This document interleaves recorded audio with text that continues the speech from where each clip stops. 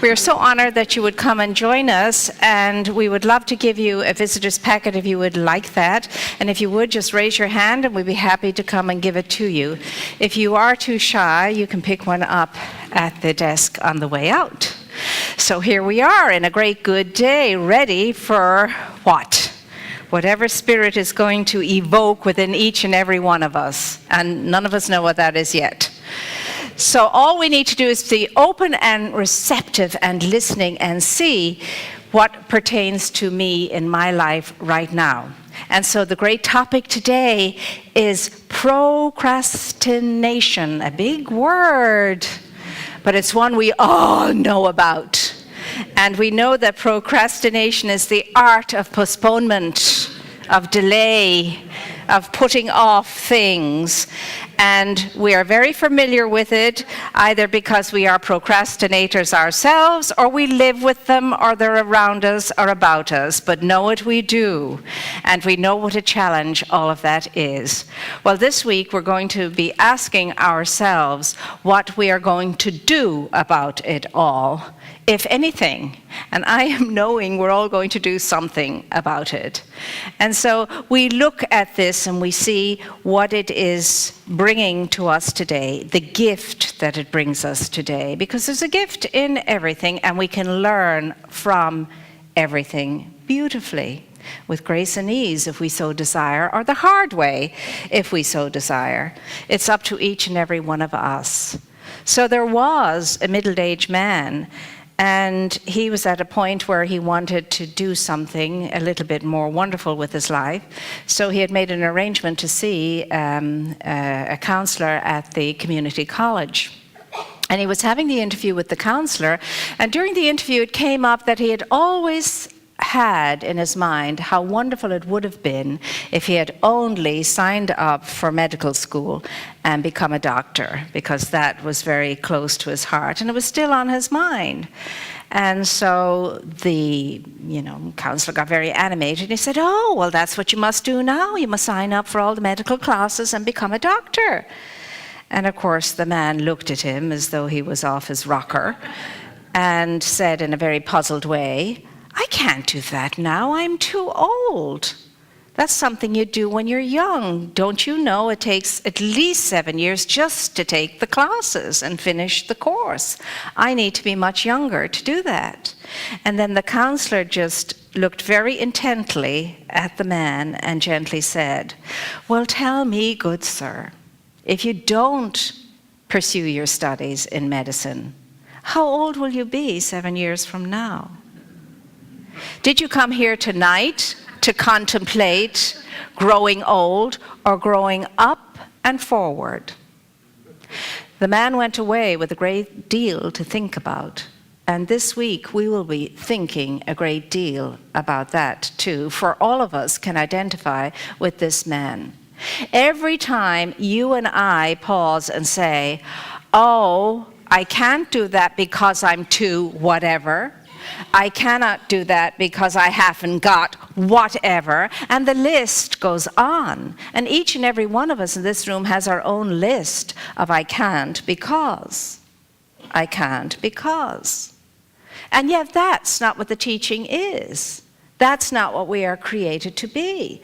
As we grow, we're supposed to grow in wisdom, grace, and age.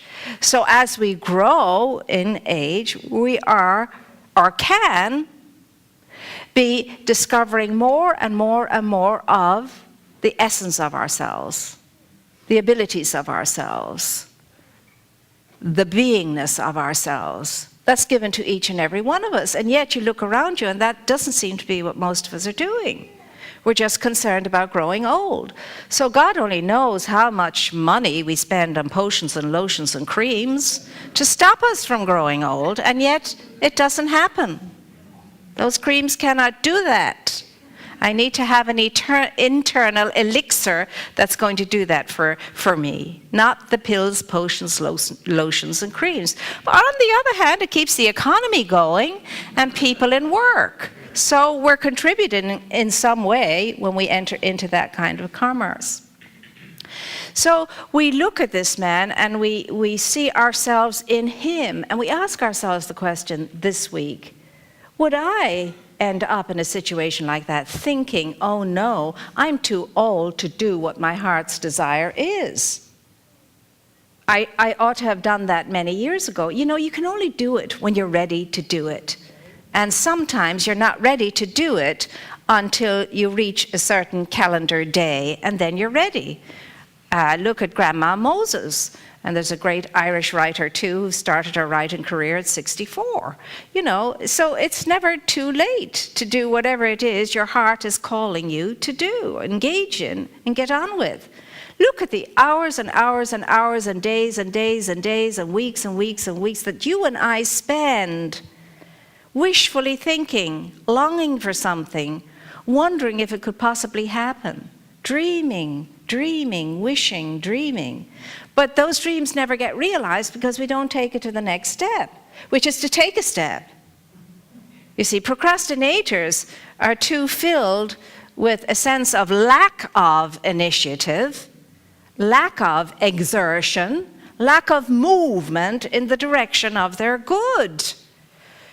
Procrastinators lack self-discipline, self-control, self-direction, all things that are necessary for anybody who's going to flourish and going to thrive. Procrastinators are easily distracted and are easily able to respond to an impulse within themselves to goof off. We goof off a lot, we procrastinators. And there are all kinds of reasons why we do that. All kinds of stories we tell ourselves to do that. I mean, it was Oliver Wendell Holmes that said, you know, it doesn't matter where you are just now. And if you're the greatest procrastinator on the planet, that can change. It doesn't matter where you are just now, he says. What matters is the direction in which you are moving. But do you even know you're moving or even going in a direction? Because you have to in order to change the direction if it's not going toward the good that you desire to realize. And again, Aristotle stopped one day by a traveling young man who asked the question, how can I get to Mount Olympus? And his response was, you make sure that every step you take is in the direction of Mount Olympus. Duh. He was the originator of the first duh. And of course, all of that seems very simplistic and makes perfect sense. But yet that's what it is. It's the movement upon something. Isn't that what a spiritual mind treatment is? It's the movement of the mind upon a definite idea along a specific line of purpose in order for that to be realized. That's what it is. So anything you and I are going to do has to have movement upon it.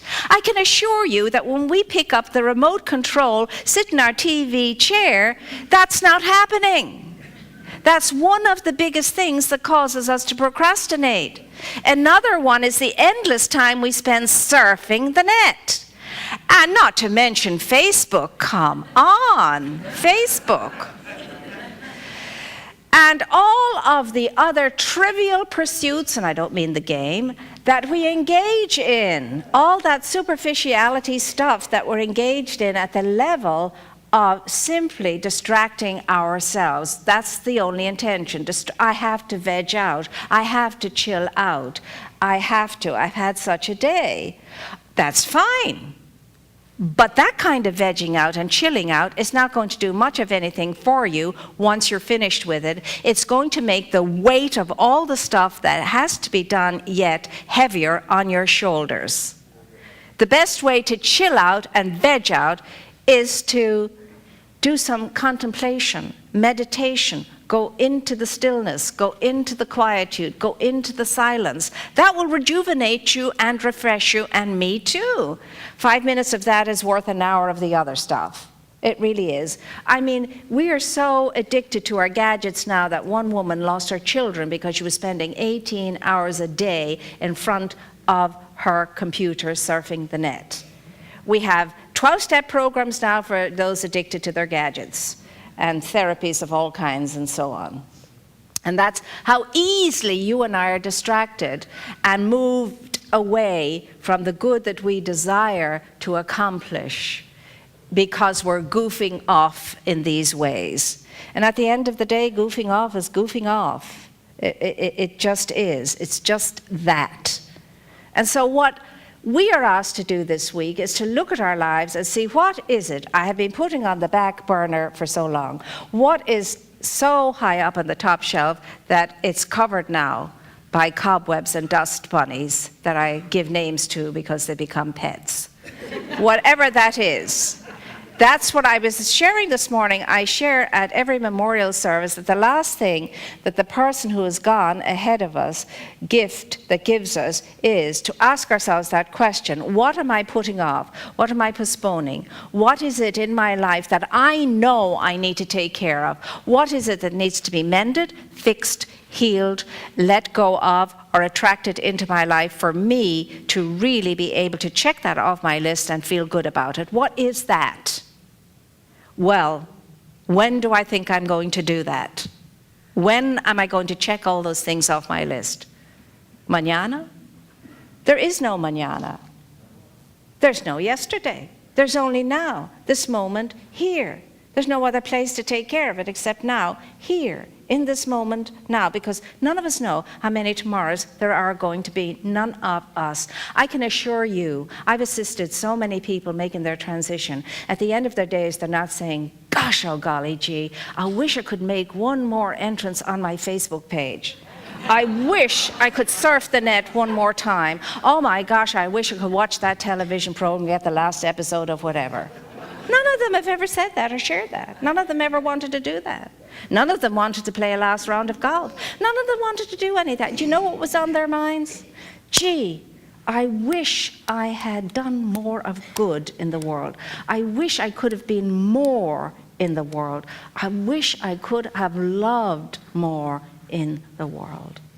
That's what's on their minds. And nothing else. Nothing else. None of us want to arrive at that great moment when we're taking off to better and greater things, feeling that things are left messy or unfinished or not handled, and that the strings have not been all tied up and so forth. All of us would love to arrive at that moment, feel, you know, I've done it all, it's all fine, I've left it all neat, clear and tidy, I've finished, I'm accomplished, I'm ready for the next big adventure, bring it on, let's go. Few of us arrive at the stage that can do that. Why not all of us? Because we can. Because we can. So what is it that's in your heart to realize? What is that desire in you that's in your heart to realize? It's not yours, it's God's. It's the infinite's.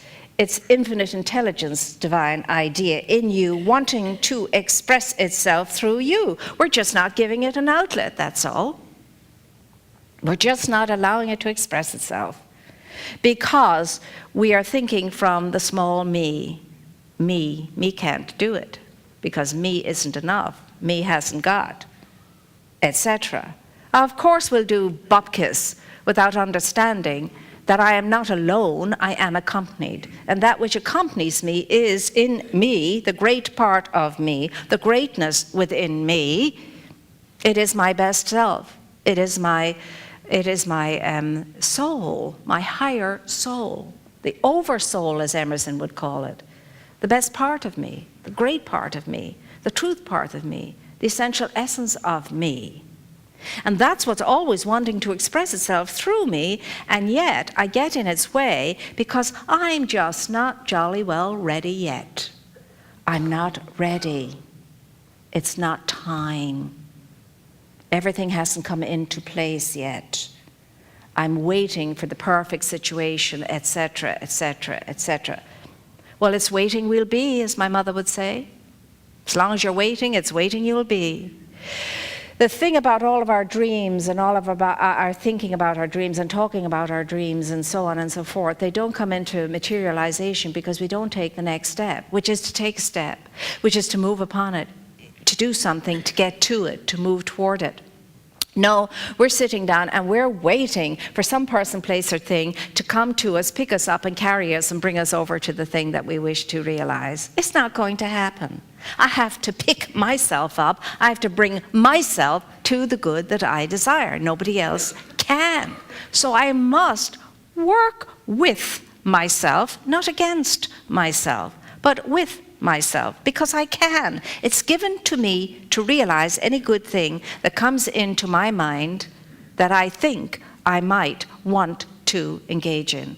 It's given to me everything I need to have that happen. But I must get up out of the inertia, and I must move upon it in some way. A little step. Take one little step. Just one little step. That begins the nucleus forming, the energy spinning. That begins it. Take another little step. Every day, consistency, a little step will lead to a bigger step and a bigger step and a bigger step, until I'm giant stepping it all the way. New practices, new habits, new ways of thinking. I can instead of I can't. Most of us live by the seat of our cans. Really, if you think about it, we do. We want to start living by the seat of our cans and know that it's given to us as an idea only because we can bring it to fruition if we work with that which is working through us, if we touch and connect with the greatness that is within us. That which is greater than I am can do the work. That which is greater than I am is the strength that strengthens me, brings me through into the realization of that good thing. I of myself do nothing. The little me of me is only full of the memes, and the memes is all about me. That's all. It's a very insular, small world, the world of me. Very narrow, very tight, very small, very congested. Very uncomfortable, the world of me. So I have to get into the I amness of myself. All of us do, if we want to flourish and thrive the way we can flourish and the way we can thrive. We have to stop, look, and listen. Things we learned when we were infants. Stop. Get a sense of your bearings. Look, see where you are just now. Listen for the guidance, for the direction. Walt Disney had 4 keys in his life that he lived by. Think, believe, dream, and dare. Think, ponder, examine, explore, contemplate, he would say. Believe that this thing that has arisen in you, this impulse, this good thing, can happen. Expect it to happen. You know, dream. Dream a big, big dream and know you can realize it. And dare, be brave, have the courage, venture out, start on your task. Move yourself forward with your first step in that direction. The old cliche is very true. A journey of 1,000 miles begins with the first step. I mean, how many times are we going to hear it? You know, how many times are we going to sit here and nod our heads and say, yeah, walk out the door and forget about it and leave everything on top of the shelf. Leave it at the back burner and do nothing about it. And every day I do nothing about it, it weighs me a little heavier. It weighs upon me a little heavier. It weighs on me a little bit heavier. And I can't really fully enjoy my life because this cloud is over my head, because I know I'm postponing something I need to take care of. I need to take care of business. My business, the business of my life, the business that sets me free to really enter in, to really celebrate, to really celebrate. And the excuses and the stories we tell ourselves that stop us and block us, they have to go. We have to exchange them for new stories and new affirmations instead of excuses. Doesn't matter how good an excuse is, and there are some juicy ones. At the end of the day, they're still only an excuse. They're an excuse. You have to know who you are and what you are and whose you are in order to be able to flourish and to thrive and to triumph over any adversity or challenge that comes your way.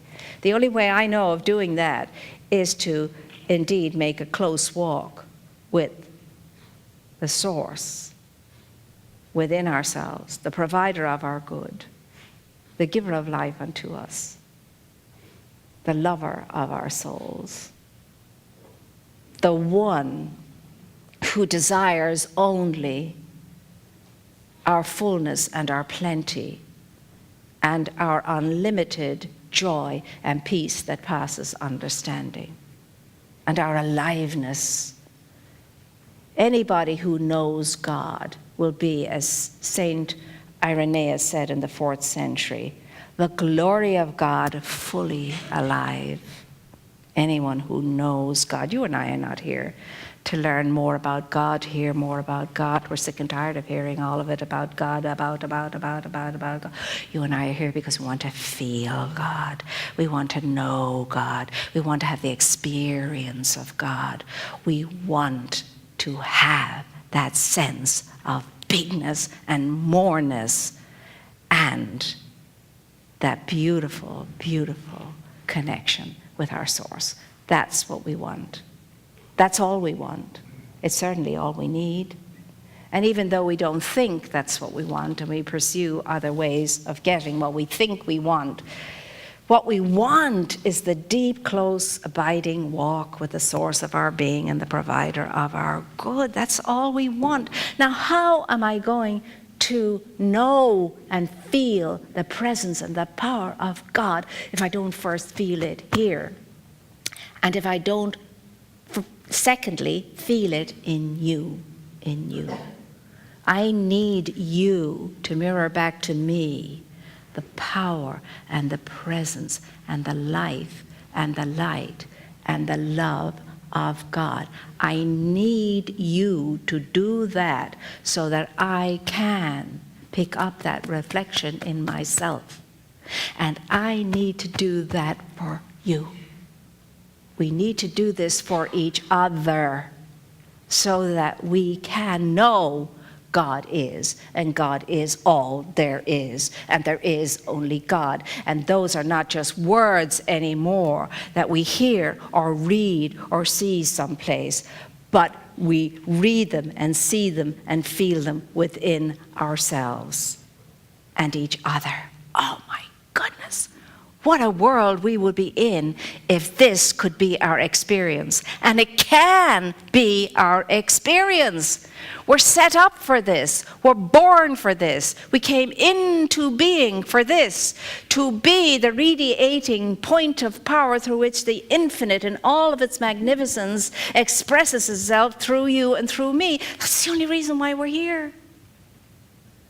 I keep asking us all, how good of a time are you giving the God that lives within you, moves and has its being within you? How good of a time, how wide of a time, how big of a time, how deep of a time are you giving the indwelling presence of Spirit within you?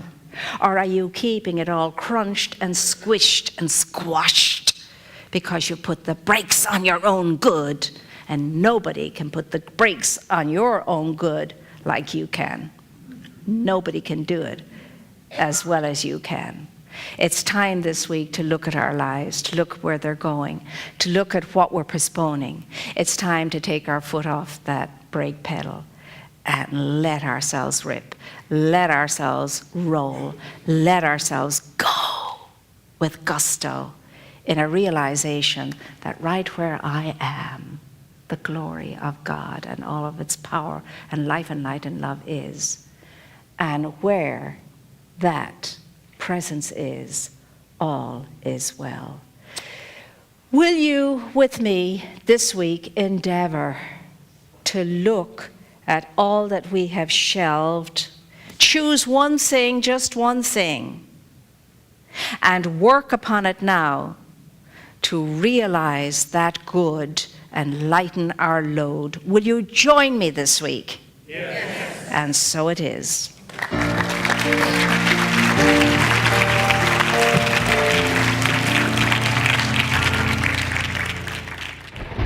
We invite you to experience Dr. Moira in person on Sundays. Our services are at 9 a.m. and 11 a.m., and childcare is available. Please join us.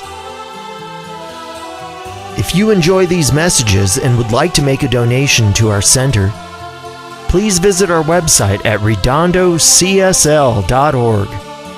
Thank you for your support of this ministry.